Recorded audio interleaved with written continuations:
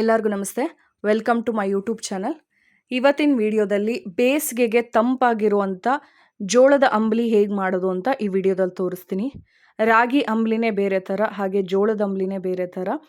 ತುಂಬಾ ರುಚಿಯಾಗಿರುವಂಥ ಜೋಳದ ಅಂಬಲಿ ಮಾಡೋದಕ್ಕೆ ಸ್ವಲ್ಪ ಕೊತ್ತಂಬರಿ ಸೊಪ್ಪು ಹಾಗೆ ಸ್ವಲ್ಪ ಈರುಳ್ಳಿನ ಹಚ್ಚಿಟ್ಕೊಂಡಿದ್ದೀನಿ. ಹಾಗೆ ಮೊಸರು, ಜೋಳದ ಹಿಟ್ಟು ತೊಗೊಂಡಿದ್ದೀನಿ.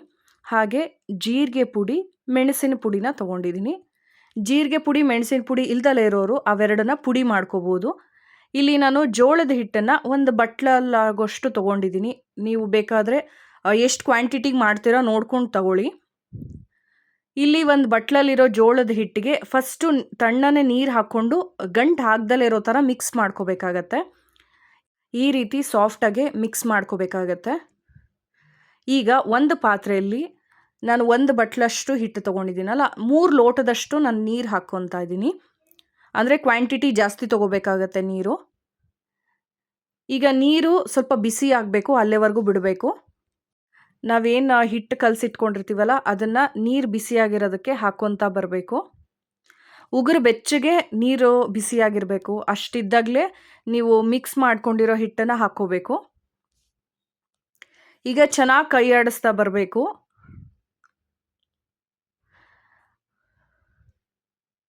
ಈಗಿದು ಸ್ವಲ್ಪ ಮಂದಕ್ಕೆ ಬರುತ್ತೆ. ಸೊ ಆ ಟೆಕ್ಸ್ಚರ್ ಬರೋವರೆಗೂ ಇದನ್ನು ಮೀಡಿಯಮ್ ಫ್ಲೇಮಲ್ಲೇ ಇಟ್ಕೊಂಡು ಬಿಸಿ ಮಾಡ್ಕೋಬೇಕಾಗತ್ತೆ. ಈಗ ರುಚಿಗೆ ತಕ್ಕಷ್ಟು ಉಪ್ಪು, ಹಾಗೆ ಒಂದು ಅರ್ಧ ಸ್ಪೂನಷ್ಟು ಮೆಣಸಿನ ಪುಡಿ, ಒಂದು ಅರ್ಧ ಸ್ಪೂನಷ್ಟು ಜೀರಿಗೆ ಪುಡಿನ ಹಾಕ್ಕೊತಾ ಇದ್ದೀನಿ. ಜೀರಿಗೆ ಮೆಣಸಿನ ಪುಡಿ ಇಲ್ಲ ಅಂದರೆ ಎರಡನ್ನೂ ನೀವು ಚೆನ್ನಾಗಿ ಕುಟ್ಬಿಟ್ಟು ಪುಡಿ ಮಾಡ್ಕೊಳ್ಳಿ. ನೀವೇನೂ ಹಾಕದಲ್ಲೇ ಬರೀ ಉಪ್ಪಷ್ಟೇ ಹಾಕಿದ್ರೆ ಅದು ತುಂಬ ಸಪ್ಪೆ ಅನಿಸುತ್ತೆ ಜೋಳದ ಹಿಟ್ಟಿಂದು ಅಂಬಲಿ.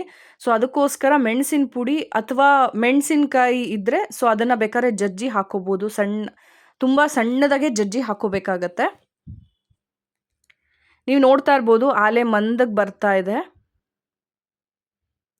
ಸೊ ಈ ಥರ ಒಂದು ಕುದಿ ಬಂದರೆ ಸಾಕು, ಜಾಸ್ತಿ ಹೊತ್ತು ಕುದಿಸೋದು ಬೇಕಾಗಲ್ಲ. ಒಂದು ಕುದಿ ಬರ್ತಿದೆ ಅನ್ಬೇಕಾದ್ರೆ ಸ್ಟವ್ನ ಆಫ್ ಮಾಡಬೇಕಾಗತ್ತೆ. ಈಗ ನೀವು ನೋಡ್ತಾ ಇರ್ಬೋದು ಒಂದು ಕುದಿ ಬರ್ತಾ ಇದೆ. ಈಗ ನಾನು ಸ್ಟವ್ನ ಆಫ್ ಮಾಡ್ತೀನಿ. ಅದು ಕಂಪ್ಲೀಟಾಗಿ ತಣ್ಣಗಾಗಬೇಕು. ತಣ್ಣಗಾದಮೇಲೆ ಇಲ್ಲಿ ಫಸ್ಟಿಗೆ ನಾನು ಒಂದು ಬೇರೆ ಪಾತ್ರೆಯಲ್ಲಿ ಒಂದು ಸ್ವಲ್ಪ ಮೊಸರನ್ನ ಹಾಕ್ಕೊತಾ ಇದ್ದೀನಿ. ನೀವು ಮನೇಲಿ ಮಾಡ್ಕೊಂಡಿರೋ ಮೊಸರಾಗಿರ್ಬೋದು ಅಥವಾ ಪ್ಯಾಕೆಟ್ ಮೊಸರಾಗಿರ್ಬೋದು.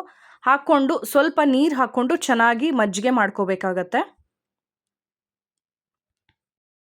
ಈಗ ಮಜ್ಜಿಗೆ ಮಾಡಿಟ್ಕೊಂಡಿದ್ದೀನಿ. ಈ ಜೋಳದ ಹಿಟ್ಟನ್ನು ಏನು ಬಿಸಿ ಮಾಡ್ಕೊಂಡಿರ್ತೀವಲ್ಲ ಅದು ಕಂಪ್ಲೀಟಾಗಿ ತಣ್ಣಗಾಗ್ಬಿಡಬೇಕು. ತಣ್ಣಗಾದ್ಮೇಲೆ ನಾವೇನು ಮಜ್ಜಿಗೆ ಕಡ್ಕೊಂಡಿರ್ತೀವಲ್ಲ ಅದನ್ನು ಅದಕ್ಕೆ ಹಾಕ್ಕೊಂಡು ಮಿಕ್ಸ್ ಮಾಡ್ಕೋಬೇಕಾಗತ್ತೆ.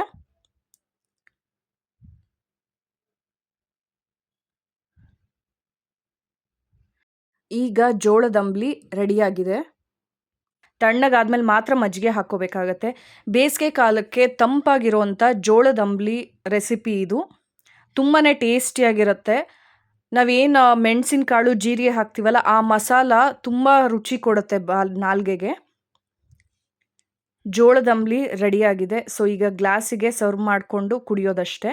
ಇದಕ್ಕೆ ಬೇಕು ಅಂದರೆ ಮಾತ್ರ ಈರುಳ್ಳಿ ಹಾಗೆ ಕೊತ್ತಂಬರಿ ಸೊಪ್ಪು ಹಾಕ್ಕೊಳ್ಳಿ. ಈರುಳ್ಳಿ ಕೊತ್ತಂಬರಿ ಸೊಪ್ಪು ಹಾಕೋದ್ರಂತೂ ಅಲ್ಟಿಮೇಟ್ ಆಗಿರುತ್ತೆ. ಸೊ ಟೇಸ್ಟ್ ವೈಸ್ ಅಂತೂ ಸಖತ್ತಾಗಿರುತ್ತೆ. ಬರೀ ಪ್ಲೇನ್ ಕುಡಿಯೋದಕ್ಕಿಂತ ರಾಗಿ ಅಂಬಲಿ ಈರುಳ್ಳಿ ಕೊತ್ತಂಬರಿ ಸೊಪ್ಪು ಸ್ವಲ್ಪ ಹಾಕ್ಕೊಂಡು ಕುಡೀರಿ. ನಿಮಗೆ ಈ ವಿಡಿಯೋ ಇಷ್ಟ ಆಗಿದೆ ಅಂದ್ಕೊಂಡಿದ್ದೀನಿ. ಇಷ್ಟ ಆಗಿದ್ರೆ ಪ್ಲೀಸ್ ಲೈಕ್ ಮಾಡಿ, ಶೇರ್ ಮಾಡಿ, ಹಾಗೆ ಸಬ್ಸ್ಕ್ರೈಬ್ ಮಾಡೋದನ್ನ ಮರಿಬೇಡಿ. ಹಾಗೆ ಒಂದು ಸಲ ಈ ರೆಸಿಪಿನ ಟ್ರೈ ಮಾಡಿ.